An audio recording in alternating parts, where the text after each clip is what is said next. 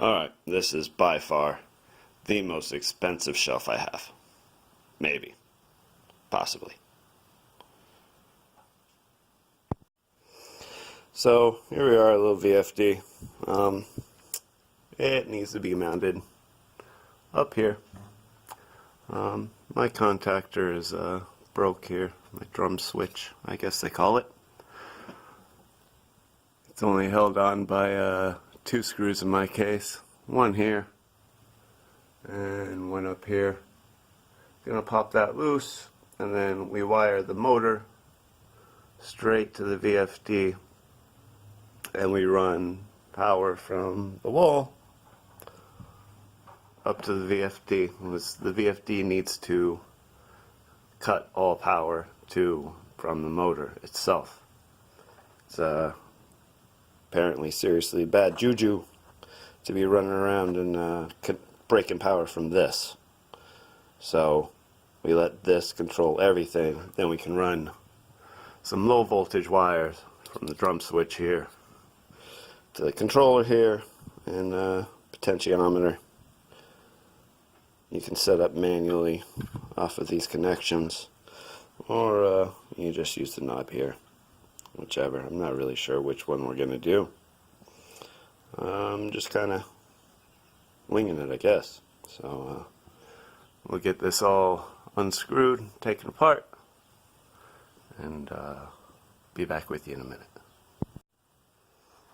So here we are disconnected. These wires are rather short, so to give myself a little more flexibility here, I just got this little distribution block. Motor's only pulling like 4 amps. It's really not pulling much at all, so you don't need anything exotic or expensive. I think it was 10 bucks. We'll hook the motor up, and then we'll run some pigtails from the VFD over to this guy, and we'll run power from the outlet over there to the VFD, and in theory we should be good to go. Hopefully you guys get to watch my miserable failure in just a few moments. Alright, let me just cut a few lengths of wire here from the old cord. I'm going to pop it in this braided sleeve, heat shrink the ends, crimp on some spade connectors, make something that almost looks like it's not a steaming pile. And, well, that's the idea. We'll see if the reality is anything to write home about.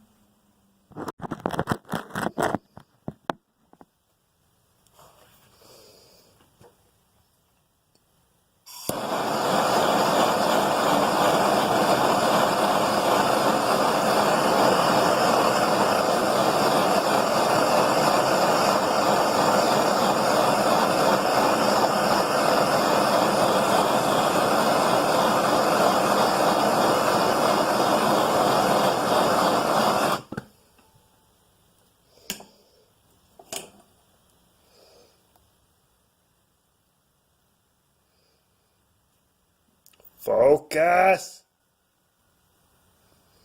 Adhesive line stuff's fantastic. Oh, there we go. Heat shrink the end so this goober stuff stays in place. Someday I'm going to actually learn how to speak English, but apparently not today. So strip the ends, put a little pieces on the ends there so we can hook them up. And See if we can get a little go-getter juice going to this. So here we are. Got a little first crimp done. Slide a little heat shrink over there. Shrink it down. Repeat 5 more times. Believe it or not, this will probably be the best crimp I make all day. Don't judge.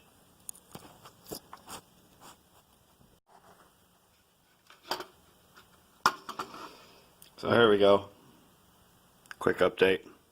As it turns out, those little connectors, they don't fit in there. So looks like we're going in raw bare wires. So if you're trying to do this, don't try to put little connectors on there. Doesn't work out. The best mounting America has to offer, right there. So 3 wires, right?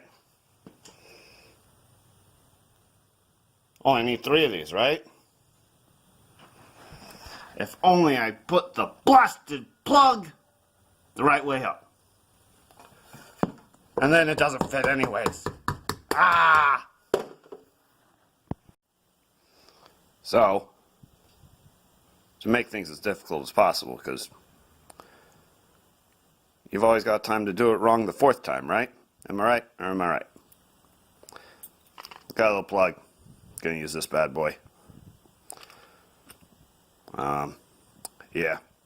This probably isn't gonna work either.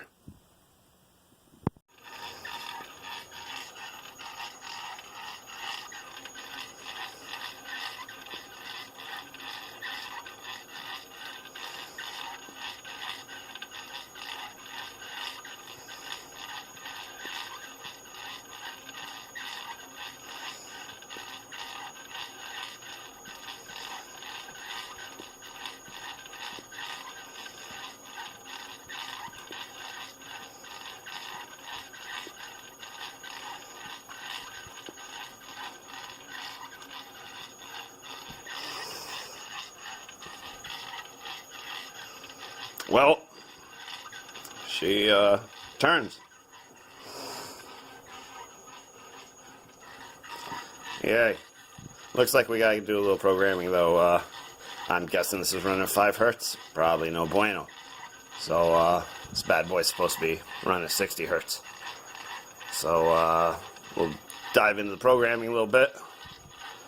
And with any luck, we'll be able to adjust her with the little knob there and be good to go. Yep, that's a nice fun button, huh?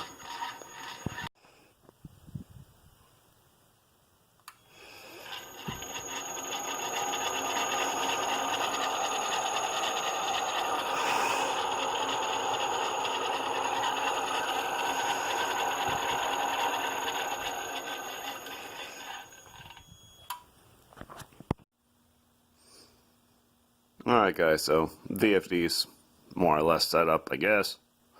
I ended up using these external switches here because, no, if those buttons wear out, that'll really suck. If these wear out, not the end of the world. They're cheap. So, nice and simple here.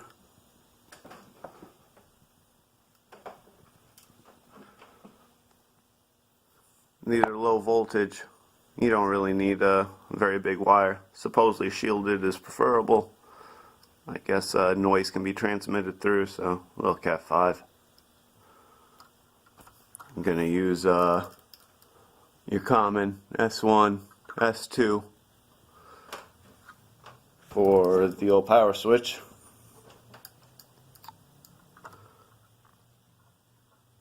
Common is the center. S1 and S2. Common is the center. S1 and S2 there. Forward, reverse. Over here on the potentiometer, you got 10 volt AVI and ground. Ground being the center. 10 volt AVI, those being the two ends. Really nothing to it. You do have to set this thing up so it'll run off of the external switches. Very simple. Hit mode. You can toggle through the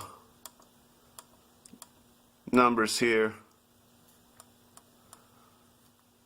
Enter moves you over a spot.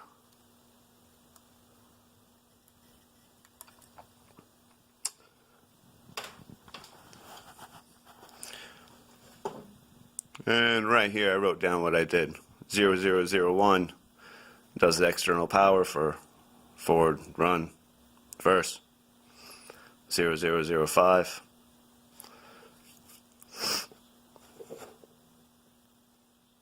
you want number 2 for AVI for the potentiometer, number 1 for the external run, number 1 for sensorless vector, 1102 0 is the 3-phase, frequency upper limit 120 Hertz, so we can go up to double speed on the motor.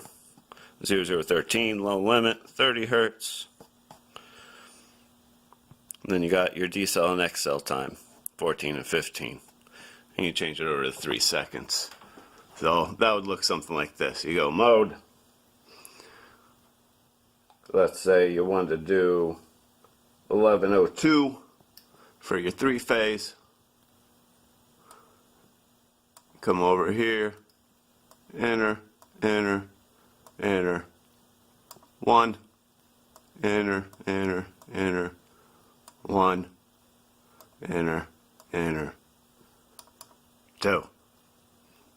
Now you gotta do it like this because if you change one of these numbers further out, it's gonna change everything back to 0 if there's not a spot associated with that. So you gotta start from this side and work over.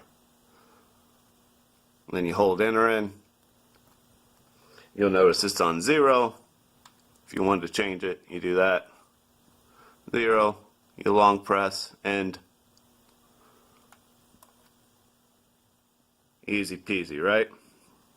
And you do that for all the different menus here to get this thing to run off these external switches. And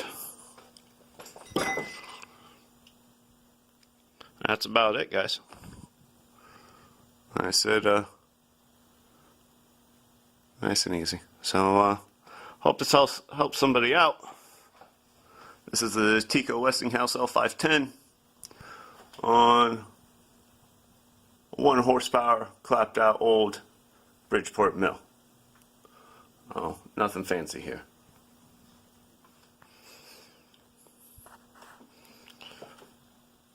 And one more shot.